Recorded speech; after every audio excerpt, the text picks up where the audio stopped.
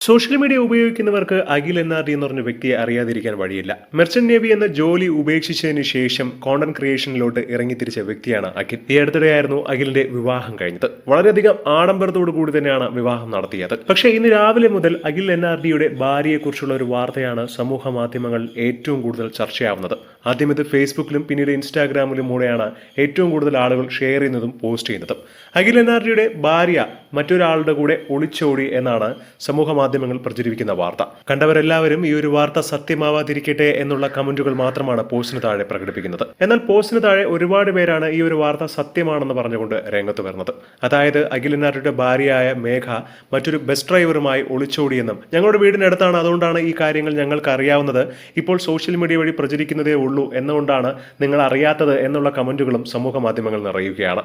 ഒരാളുടെ ജീവിതം തകർക്കാൻ ഇങ്ങനെയൊന്നും പറഞ്ഞു വരത്തല്ലേ എന്നുള്ള കമന്റുകൾ വരുമ്പോഴും വീണ്ടും ഇതൊരു സത്യമായ വാർത്ത എന്ന് പറഞ്ഞുകൊണ്ട് ഒരുപാട് പേർ രംഗത്ത് വരുന്നുണ്ട്. ഇക്കഴിഞ്ഞ ജൂലൈ 31-നും അഖിലിന്റെ പുതിയ സിനിമ റിലീസായപ്പോഴും ഭാര്യയായ മേഘയ്ക്കൊപ്പമാണ് അഖിൽ സിനിമ കാണാൻ എത്തിയത്. എന്നാൽ ഈ ഒരു സംഭവം 2 ദിവസത്തിന് മുൻപാണ് നടന്നത് എന്ന് പറഞ്ഞുകൊണ്ടും ഒരുപാട് പേർ രംഗത്ത് വരുന്നു.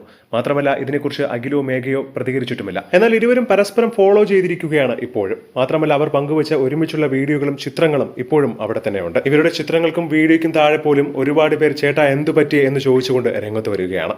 എന്താണ് ഇതിനെക്കുറിച്ചുള്ള നിങ്ങളുടെ അഭിപ്രായം എന്ന് താഴെ